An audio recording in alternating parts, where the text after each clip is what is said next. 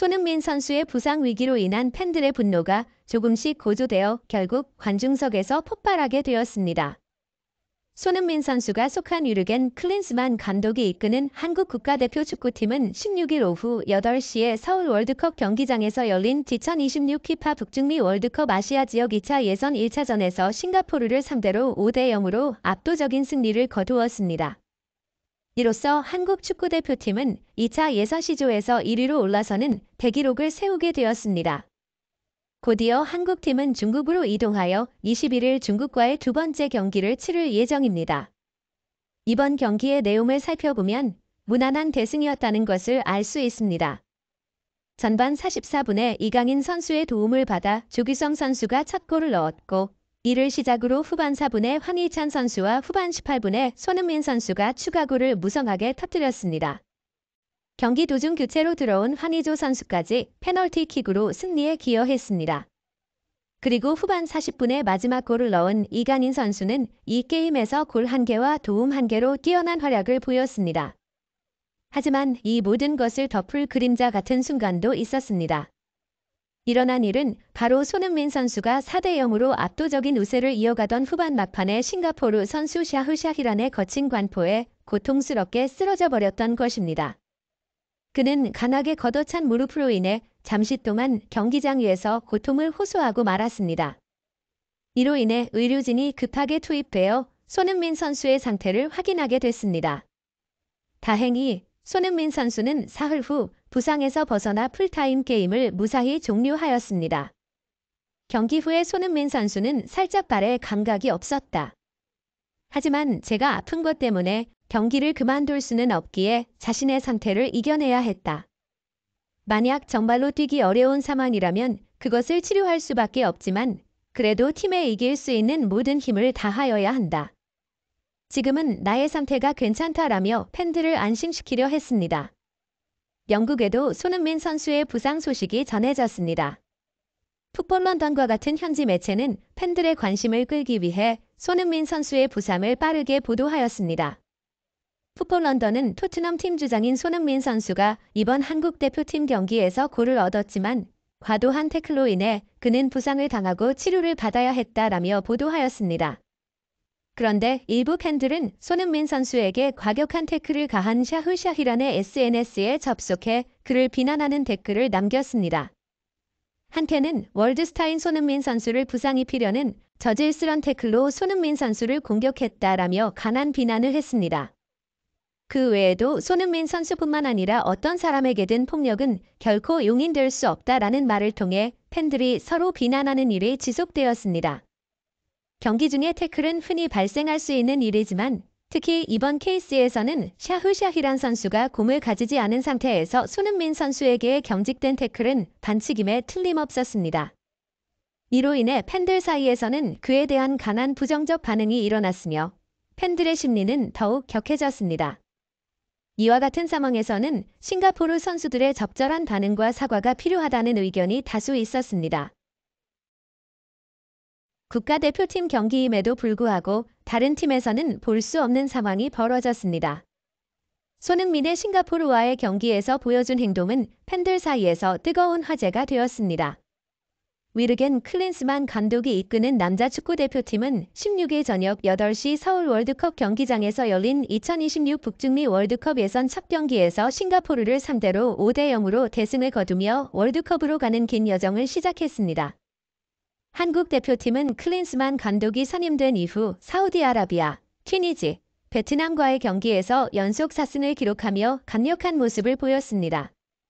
특히 이 경기에서 손흥민이 페널티킥을 차기 전 보여준 갑작스러운 행동에 대한 비하인드 스토리가 방송되지 않았지만 팬들에게 큰 감동을 주었습니다. 이 기사는 경기의 주요 사건과 손흥민의 갑작스러운 행동에 대해 자세히 다룰 것입니다.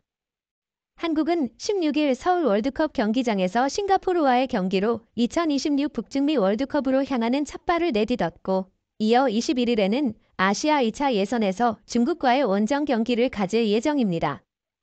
한국은 태국과 같은 조에 속해 홈과 어웨이 경기를 통해 최종 예선 진출을 위해 경쟁할 것입니다.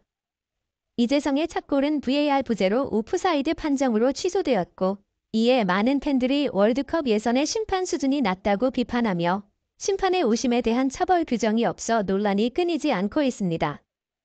전반전 내내 득점 상황이 연속적으로 발생하여 팬들은 매우 긴장했습니다. 전반 44분에 오른쪽 측면에서 이강인이 왼발로 훌륭한 대각선 패스를 연결하여 조규성이 3대 오프사이드 라인을 뚫고 들어가 헤딩으로 득점, 경기의 첫 골을 만들어냈습니다.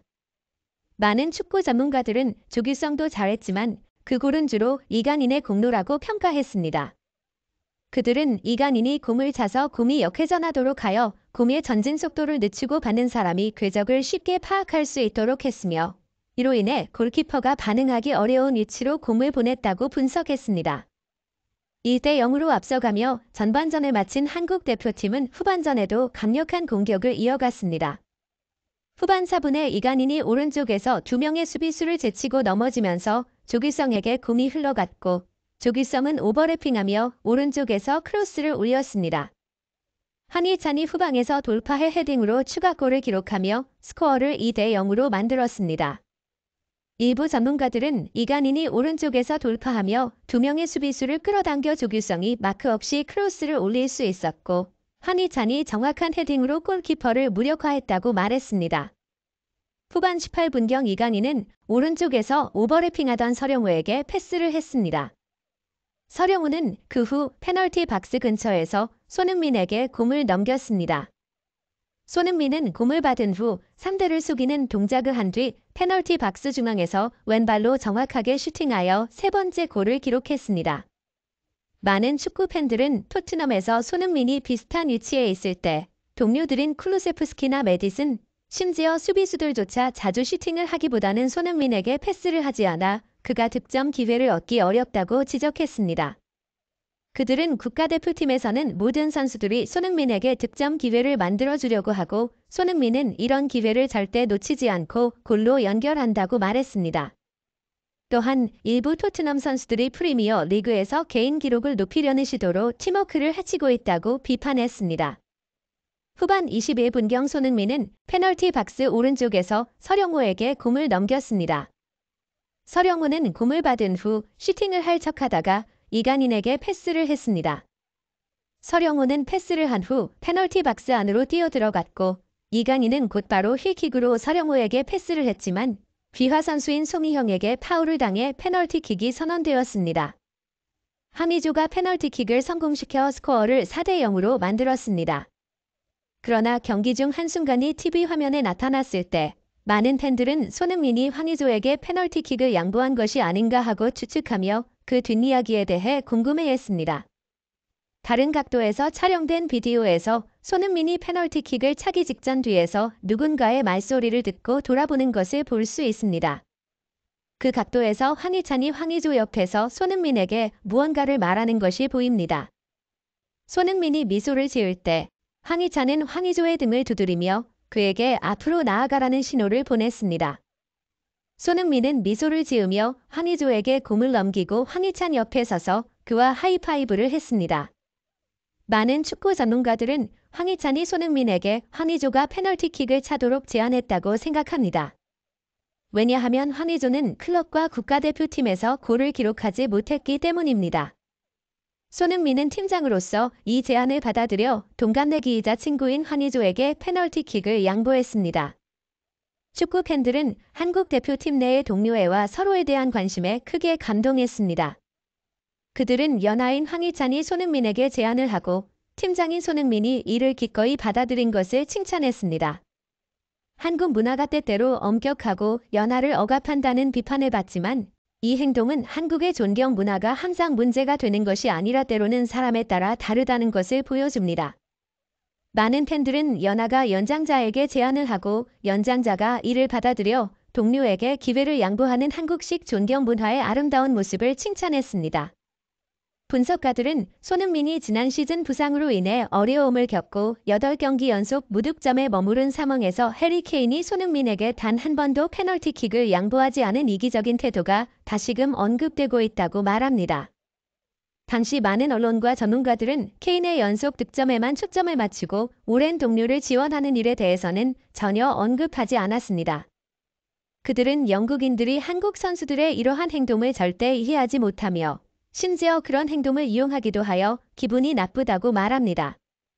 손흥민이 쿨루세프스키에게 첫 골을 도와주기 위해 기다리며 패스한 것처럼 동료에 대한 관심을 보여주는 것은 외국인들이 이해할 수 없는 일이라고 합니다. 그들은 한국식 팀워크를 보여준 손흥민이 자랑스럽다고 느낍니다. 후반 40분경 김진수가 왼쪽 측면에서 크로스를 올렸고 상대 수비수가 헤딩으로 걷어낸 공이 우연히 이강인에게 도착했습니다. 이강인은 즉시 왼발로 중거리 슛을 해 3대 골대 오른쪽 구석에 공을 꽂아 넣었습니다.